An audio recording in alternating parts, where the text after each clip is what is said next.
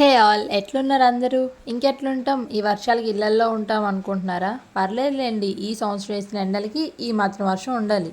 ఆగకుండా 2 వారాల నుంచి వర్షం పడుతూనే ఉంది. మేమేమో ద్వారకా తిరుమల వెళ్దామని ప్లాన్ వేసుకున్నాం. ఎందుకంటే నేను హాస్టల్కి వెళ్ళిపోతున్నా కాబట్టి. కష్టపడి మార్నింగే లేచి రెడీ అయితే ఈ వాన మాత్రం ఆగలేదు. అయినా సరే ఒక్కసారి అనుకున్నాక మనం ఆగుతామా? ఆగేది లేదు. ఇంత వర్షంలో కూడా కష్టపడి రెడీ అయ్యి గొడిగేసుకొని కూడా వచ్చాను. నేను ముందే వచ్చాను ఆటో కోసం. ఆటో చూస్తున్నాం. నేను వచ్చాక 2 మినిట్స్కి ఆటో వచ్చింది. మమ్మీ చెల్లి కూడా ఎక్కేశారు. అందరం కలిసి బస్ స్టాండ్కి వెళ్ళిపోయాం.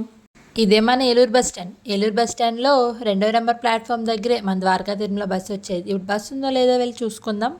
మనం ప్లాట్ఫామ్ దగ్గరికి వచ్చాం కానీ బస్సు ఇంకా రాలేదు. మేము వచ్చిన ఒక 10 మినిట్స్కి బస్సు అయితే వచ్చేసింది. మేము బస్సు ఎక్కి ద్వారకా తిరుమలకు స్టార్ట్ అయిపోయాం. నాకులాగా బద్ధకంతో ఇంట్లో కూర్చునే వాళ్ళకి చెప్తున్నా, ఎప్పుడు ఇంట్లో ఏం కూర్చుంటామబ్బా, అప్పుడు బయటకు వచ్చి నేచర్ కూడా చూడాలి. మనం తగ్గట్లేదని వర్షం కూడా తగ్గట్లేదు, పడుతూనే ఉంది. నేనేమో విండో సీట్లో కూర్చున్నా. పద్దాకా వాటర్ పడుతున్నాయి మీదకి, అందుకే ఫేస్ అలా పెట్టాను. వాళ్ళిద్దరేమో వాళ్ళ పనిలో వాళ్ళు ఉన్నారు. వెదర్ని అంచనా వేయలేమని ఊరికనేమో అనరు. ఇంత వర్షం పడుతున్నా సడన్గా ఒకేసారి సూర్యుడు వచ్చి ఫొటోస్ తీసుకుంటున్నట్టున్నాడు. ఒక పక్క వర్షం, ఇంకో పక్క సూర్యుడు, రెండు కలిపితే ఏమొస్తుంది అంటారు? మీకు ఎవరికైనా తెలిస్తే కామెంట్ చేసేయండి. ఇలా ఈ రెండు కాంబినేషన్ అంటే నాకు చాలా ఇష్టం. అటు వేడిగా ఉండదు, ఇటు చల్లగా ఉండదు. చూసారా నా కళ్ళల్లో ఎంత కలర్ చేసిందో ఒకేసారి సూర్యుని చూసేసరికి. హోటల్లోనే మనం ద్వారకా తిరుమలకి వచ్చాం. నార్మల్గా బస్సులో వెళ్ళే వాళ్ళు ఇక్కడ దిగేసి ఇక్కడ నుంచి ఫ్రీ బస్సులు ఉంటే ఆ బస్సు ఎక్కుతారు. మేము ఎప్పుడు అలానే వెళ్ళాం, బట్ చాలా వర్షం పడుతుంది కాబట్టి మెట్ల సైడ్ దిగాం. నేను మా చెల్లి ఇక్కడ కూడా గొడవ పడుతున్నాం, అది కూడా అంబ్రిల్లా కోసం. మా అమ్మ మీతో గుడికొచ్చా కదా నాదే తప్పని తల కొట్టుకుంటుంది. నేను ఇప్పటివరకు ఈ షాప్స్ మెయిన్ ఎంట్రన్స్ దగ్గరే ఉంటాయి అనుకుంటున్నాను, కానీ ఇదే ఫస్ట్ టైం నేను చూడడం. మెట్లెక్కే సైడ్ కూడా షాప్స్ ఉన్నాయి. ఇలా ఉంటే ఇంకేటండి పిల్లల్ని తీసుకెళ్లేది. మనకి మెట్ల ఎంట్రన్స్లోనే స్వామివారి పాదాలు ఉంటాయి. ఆ పాదాల కాడ దండం పెట్టుకొని మనం పైకి వెళ్ళిపోవచ్చు. వర్షాలు పడుతున్నాయి కదా, మెట్లు అయితే చాలా బాగా జారుతున్నాయి. ఎవరన్నా చూసుకోకుండా అడిగేస్తే ఇంకా అంతే. ఇలాంటప్పుడే ఆచి తూచి అడుగులేయాలి. నాకు అసలే కుదిరెక్కువని మా అమ్మ నువ్వు నా వెనకమాలే రమ్మంది. ఫాలో అయిపోదాం. మనం మెట్లెక్కి పైకి రాగానే మెయిన్ ఎంట్రన్స్కి లెఫ్ట్ సైడ్ నుంచి ఎంటర్ అవుతాం. మేము ఎక్కడ తగ్గకుండా ఇంత దూరం వచ్చినా వర్షం కూడా ఎక్కడా తగ్గట్లేదు, వస్తూనే ఉంది. అమ్మ ఫొటోస్ దిగుతామంటే ముందు దర్శనానికి వెళ్ళేసి వద్దామన్నారు. ఫోన్ అన్ని కౌంటర్లో ఇచ్చేసి మేము దర్శనానికి వెళ్ళిపోయాం. మా దర్శనం అయితే బ్రహ్మాండంగా జరిగిందని చెప్పొచ్చు. ఎందుకంటే ఈ వర్షం వల్ల ఎక్కువ మంది రాలేదు కాబట్టి. హాయిగా మనస్ఫూర్తిగా స్వామివారిని చూస్తూ కోరికలన్నీ కోరేసుకున్నాను. బయటకు రాగానే మనం ఫస్ట్ చేసే పని ఏంటి? ఫోన్స్ తెచ్చుకొని ఫొటోస్ అండ్ వీడియోస్ చేసుకోవడమే. మీరే చూసేయండి ఎంత ఖాళీగా ఉందో. లెక్క పెట్టేయచ్చు జనాల్ని. అదేంటో మా మమ్మీ మా చెల్లి అప్పుడు దాకా బాగానే ఉంటారు. నేను వీడియో ఆన్ చేయగానే వాళ్ళకి అసలు ఎక్స్ప్రెషన్సే రానట్టు బిహేవ్ చేస్తారు. అయినా నేను ఊరుకుంటానా? ఎలాగ వీడియోకి వాళ్ళని కూడా లాగేస్తుంటాను. ఎందుకంటే మన ఒక్కళ్ళే ఫేమస్ సరిపోదు, మనతో పాటు మన వెనకమాల ఉన్న వాళ్ళు కూడా ఫేమస్ చేయాలి. ఎందుకంటే వాళ్ళ వెనకమాలే ఉన్నారు కాబట్టి. అర్థం కాకుండా మాట్లాడుతున్నాడు వాడు చెప్పేది ఏమిటో నీకు క్లియర్గా అర్థమైతే నువ్వు నాకు చెప్పు, నేను వాడి మీద యాక్షన్ తీసుకుంటాను, నువ్వు చూసుకుందో కానీ. మీ అందరి ఫీలింగ్ కూడా ఇదే కదా? సర్లే, ఏదో రోజు మనం కూడా ఫేమస్ అవుతాం. నేనేమనుకుంటున్నానంటే మేబీ వాళ్ళు నా కోసమే ఖాళీగా ఉందేమో అనుకుంటున్నా. ఎందుకంటే ఎక్కువ మంది ఉంటే నేను వీడియోస్ తీయలేను. నా వీడియోస్ గోల్లో నేనుంటే మా చెల్లి ఫొటోస్ గోల్లో మా చెల్లి ఉంది.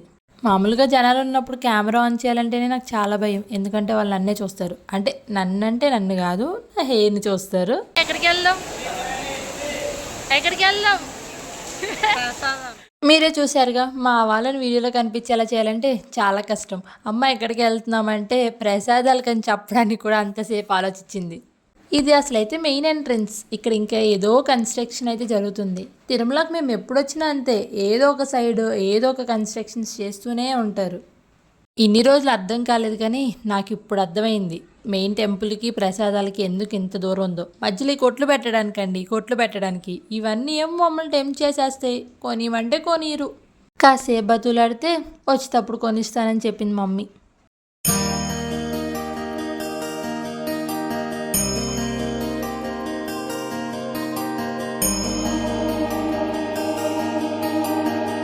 ఇలా ఈ మెయిన్ ఎంట్రన్స్ దాటి స్ట్రైట్గా వెళ్ళి రైట్ తీసుకుంటే మనకి అక్కడ ప్రసాదాలు ఉంటాయి. మేము కూడా ఈ మెయిన్ ఎంట్రన్స్ నుంచి వచ్చి ఉంటే స్వామివారి నామాలు పెట్టించుకునే వాళ్ళం. బట్ అటు సైడ్ నుంచి వచ్చాం కాబట్టి పెట్టించుకోలేదు. ఇందాక నేను బస్సులో వెళ్తున్నప్పుడు చూపించా కదా ఇక్కడ దిగొచ్చని. ఒకవేళ అక్కడ దిగుంటే మనం ఈ ఫ్రీ బస్సులో కొండపైకి వచ్చేవాళ్ళం. ఫైనల్లీ చాలా జర్నీ చేసిన తర్వాత మనం ప్రసాదాలు తీసుకోవడానికి వచ్చాం. ఏలూరు నుంచి తిరుమలకి వచ్చినంత ఉందండి ఈ దారి. ఈ ప్రసాదాలు పెట్టే వాటి పక్కన నిమ్మకాయలు అమ్ముతారు. మా మమ్మీ ప్రసాదాల కన్నా కూడా కాన్సన్ట్రేషన్ ఎక్కువ నిమ్మకాయల మీద పెట్టేది. బట్ ఈసారి అయితే లేవు. దర్శనానికి క్యూలో వెళ్ళాలి, ప్రసాదానికి క్యూలో వెళ్ళాలి. సర్లే ఫస్ట్ అయితే వీళ్ళు టోకెన్ తీసుకోవాలి, నెక్స్ట్ కౌంటర్లోకి వెళ్ళి ప్రసాదాలు తీసుకోవాలి. అది అందరికీ తెలిసిందే. ప్రసాదాలు తీసుకొని మళ్ళీ మెయిన్ గేట్ కాడికి వెళ్ళాలి. ఇప్పుడు నాకైతే ఈ ఎంట్రన్స్లో ఉండి ఏనుగు బొమ్మే ఈ హోల్ టెంపుల్కి సెంటర్ ఆఫ్ అట్రాక్షన్ అనిపిస్తూ ఉంటుంది. కానీ ఈసారి ఇక్కడ ఫోటో తీయలేదు వర్షం వల్ల. ఏదన్నా మర్చిపోతానేమో కానీ కొనిస్తానంది మాత్రం అస్సలు మర్చిపోను. తీసుకెళ్ళి గాజులు కొనుక్కొని వచ్చాం. ఇప్పుడు మా చెల్లి ఎత్తుక్కోవాలి. ఈ జనాల్లో ఎక్కడికి వెళ్ళిపోయిందో. అసలు జనాలే లేరు, ఈజీగానే కనిపించేసింది. మార్నింగ్ నుండి టిఫిన్ కూడా చేయలేదు కదా, ఇంకా ఫాస్ట్గా కూర్చొని పులిహోర అయితే తినేసాం. పులిహోర తిన్నాక మా మమ్మీ లడ్డూలోంచి ఒక పీస్ అయితే ఇచ్చింది. మేబీ ఇవాళ ఫ్రెష్గా చేసినట్టున్నారు ఆ లడ్డూని. లడ్డూ టేస్ట్ అయితే ఎంత బాగుందంటే అండి, మళ్ళీ వెళ్ళి ఇంకా ఎక్స్ట్రా కూడా తెచ్చుకున్నాం. అంత నచ్చేసింది లడ్డు టేస్ట్. మీరు కూడా వెళ్ళి తెచ్చేసుకోండి, లడ్డూలు ఫ్రెష్గా చేసినట్టున్నారు. పులిహోర టేస్ట్ కూడా చాలా బాగుంది. ఫస్ట్ టైం నేను కూడా ఒక హెయిర్ స్టైల్ ట్రై చేశా. ఎలా ఉందో మీరే చూసి చెప్పండి.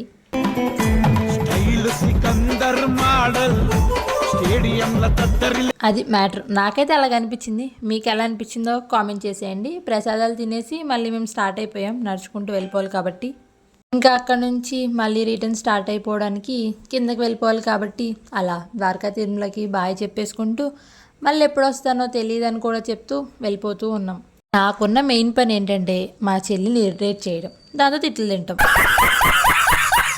మార్నింగ్ వెళ్ళేటప్పుడు ఇక్కడ ఫొటోస్ ఇంకా వీడియోస్ తీసుకోలేదు కదా, ఇప్పుడు తీసుకుందాం అనేసి కొన్ని వీడియోస్ ఇంకా అలానే కొన్ని ఫొటోస్ తీసుకొని మెట్లు దిక్కుంటూ వెళ్ళిపోతున్నాం.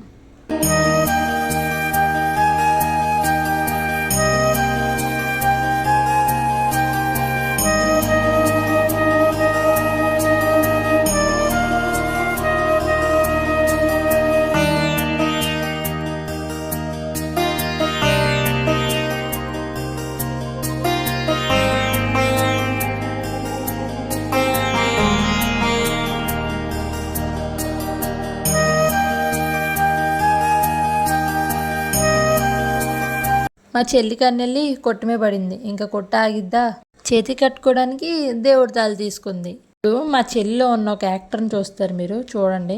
మామూలుగా ఇంటికి ఉన్నట్టు మా చెల్లికి ఏమైనా కావాలంటే డిమాండ్ చేస్తే, అదే బయటకు వస్తే క్యూట్ ఫేస్ పెట్టిద్ది.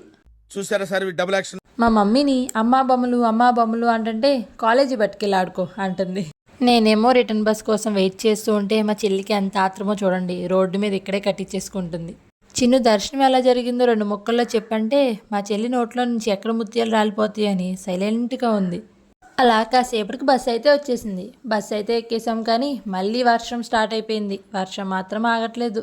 తిరిగి ఏళ్ళు స్టార్టింగ్కి వచ్చాక ఈ టికెట్ చెకింగ్ వాళ్ళు వచ్చారు. అక్కడ బస్సు ఆపేసి ఒక 10 మినిట్స్ చెకింగ్కే సరిపోయింది.